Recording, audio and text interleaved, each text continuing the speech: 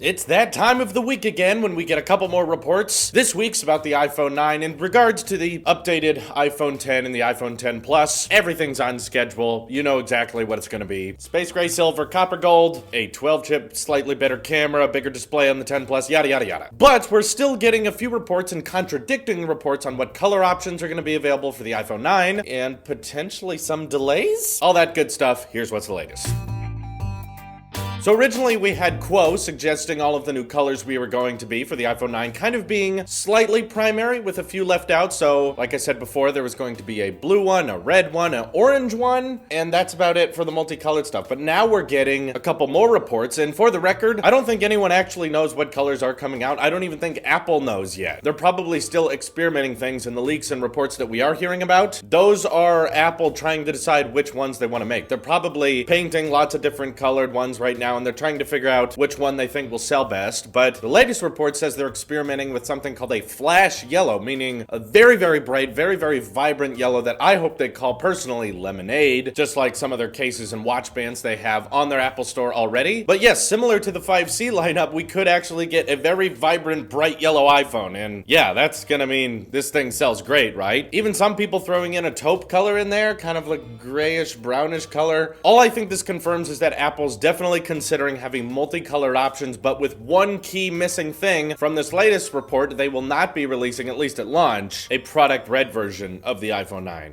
How could they? Do they not support charities anymore? No, I'm sure they do. In fact, you know what I think this is? What I'm guessing is that the product red colors for, even if they decide to make a product red iPhone 10, and especially iPhone 9, because it's a multicolored phone anyway, we would expect red to be an option. They're just like the iPhone 8 going to be saving that for later in the year. In the event that iPhones don't sell as well as they were hoping, releasing a new color halfway through the cycle is always a great way to have an excuse for a new marketing campaign, and also usually raises up sales a little bit when they're starting to go on the downhill trend. So that's why it would not surprise me, sadly, that if on launch day we don't get an iPhone 9 in product red, which sucks because I love the product red iPhones, they look great, and I really, really wish Apple would just release them at the same time as the rest so that we could buy the color we want, because especially us tech reviewers, we have to buy the product when it comes out. But if I could buy any of them when they came out, I would love to get the red one, but it doesn't come out. So probably gonna go blue. That would make sense for me anyway. And just to be clear, I'm using the 10 Plus. I'll be getting the 10 Plus as my primary device, but we'll also be getting that iPhone 9, the LCD version, just because we want to review it. We want to give you our feedback on it, tell you if it's worth it. But then, yeah, also a couple more reports saying that the iPhone 9 could be delayed until October. But why? Okay, why though? I really understood it last year, okay? Because there was a lot of new technologies. It was the first OLED iPhone, the first Face ID iPhone, the first iPhone without a home button. A lot of drastic changes to the iPhone design, and I could understand last year why they needed to delay the iPhone 10 until the early months of November, because there was a lot of new technologies going into it. With the iPhone 9, this is what confuses me. It's the one iPhone this year that's getting released with an LCD display, not an OLED display, and yet these reports are saying that the 5.8-inch and 6.5-inch iPhone 10s, those are going to be available in September. Those are ready. The biggest iPhone Apple's ever made, the biggest display that's ever been on an iPhone, they don't need to delay that. That's fine. We can release that in September. But why should the budget one come out later? Like, what's the reasoning with that? Is there some type of new LCD technology that allows for the same size bezel all the way around, and that technology, is that slowing them down? Does Apple think they're not making enough of them yet? One of my theories is that maybe Apple is so confident that this iPhone is going to sell better than any other iPhone coming out this year, so they're going to wait to release them until they have a giant surplus of them. They have way too many of them. That way, when people start buying them, they can promise them all 1 to 2 day shipping and get them out there as fast as possible. And they don't want the iPhone 9 launch day to be as crazy. But in my opinion, I don't really think it's going to be as night and day difference between iPhone 8 launch day and iPhone 10 launch day. I was at an Apple store for both launch days, and I can tell you the iPhone 8 day was depressing as heck. There was like 5 people there, and the iPhone 10 day was crazy. Now, that is obviously because one new iPhone looks a lot better than the other new iPhone, so no one wanted that 8, everyone wanted the 10. For the first time in a while, I think we have a very confused lineup of iPhones. We're going to be getting a cheaper 8 and 8 Plus that will be in the same price margin as has this new iPhone 9, which won't be as good as the 10 and 10 Plus, but definitely I can understand some people going for it, but I could also understand a huge turnout for the iPhone 10 Plus. So I don't think Apple should necessarily anticipate that the iPhone 9 is going to be such a top seller that we have to delay it until we have enough quantities of them, because the iPhone 8 and 8 Plus both ended up being one of the most top-selling smartphones of this year in different quarters and different months. Especially in 2018, the iPhone 8 and 8 Plus ended up really being the top in sales, even though on launch day, not that many people were interested. They were long-term successes. That's how I would anticipate the iPhone 9 going. It's not huge on launch day because the big Apple fans out there, the big Apple sheep out there, they're all going to day one to get their iPhone 10s and 10 Pluses. But people who just need an update where their contracts are up and they would just like a new iPhone and decide to go with the 9, that's going to happen all throughout 2019. That's not going to be a run out on launch day to get this new affordable phone. And by affordable, all I mean is that it is cheaper than the other iPhone 10s. I'm not saying it's cheap in the grand scheme of all smartphones on the market, but yeah, I really don't think launch day for the iPhone 9, if that happens to be a different day than the iPhone 10 and 10 Plus, is going to be very crazy. I don't think the people that the iPhone 9 is trying to cater towards are the kind of people that would run out on the day one and start camping outside Apple stores. I don't think it's going to go that way. Not that I'm saying no one's going to buy the iPhone 9, it's just going to be a much more drawn out and prolonged version of success. More iPhone 9s may sell than the regular 10 and 10 Plus, but definitely not in the first couple months. I still imagine the 10 and the 10 Plus are going to have crazy launch days, and perhaps I'm wrong. Maybe the iPhone 9 will have a crazy busy launch day with a lot of people lining up to buy it, and so will the 10 and 10 Plus, in which case I'm actually glad Apple will be releasing these at separate times, because that at least divvies up the lines a little bit so that all the people who want the new 9 aren't crowding for all the people who want the new 10, and we have separate release days that are equally as popular. I'm not sure. Then takeaway though is that Apple is going to crush it in 2019 with the sales. If you thought that the 8 and 8 Plus and 10 was a crappy release because the iPhone 8 is just the same thing we've already seen before, and the 10 is, where's my home button? I don't like the notch, and why is it $1,000? If you hated all that last year, this year is going to kill even more, because top-selling iPhones of last year are now going to be released at a discounted price. It doesn't look like Samsung is going to do any damage to any competition with the Note 9. The Pixel 3 looks like it's going to be embarrassing, which means 2019 is going to be very, very ripe for Apple to take over the Android market and start getting a lot of people, even like my good friend John Prosser, to switch back to an iPhone. It's going to be very interesting, but that's the news. If you have any thoughts on that, have any predictions yourself, definitely let me know in the comments below. This is your Apple Sheep here, and I will see you in the next one.